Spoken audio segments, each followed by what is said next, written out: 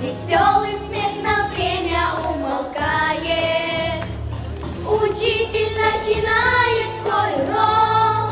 Детские песни, национальные гимны, выступления с торжественными речами учителей и родителей – вот главные атрибуты праздника, которого с нетерпением ждут все школьники страны. Но особое волнение и чувство испытывают первоклассники. Они впервые переступят порог школы, чтобы начать увлекательное путешествие в мир знаний. Приветствуем всех вас!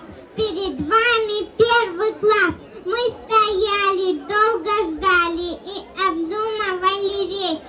У школы речь, а мы сказали, ух, гора свалилась с плеч. Наравне со всеми образовательными учреждениями двери для учащихся снова распахнула и школа номер 49 города Грозного. В этом году 97 ребят пойдут здесь в первый класс. Учебный год для них по традиции начался с первого звонка.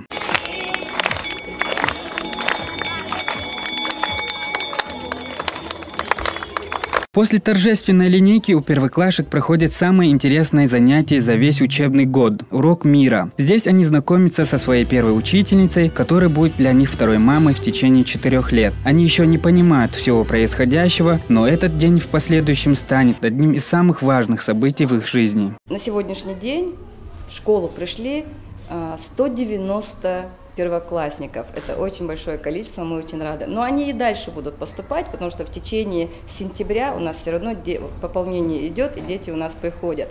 Вы знаете, это удивительное чувство. Каждый раз 1 сентября, это день знаний, мы всегда его с удовольствием, и мои учителя проводят уроки мира, и дети, конечно, они волнуют. Основы жизни закладываются в школе. По ее коридорам убегает самое счастливое время. И очень важно в перерывах между звонками не упустить главный урок жизни, который для каждого свой. Зубаир Байраков, Усман Мадаев, Мурат Хасинов, телеканал Даймох.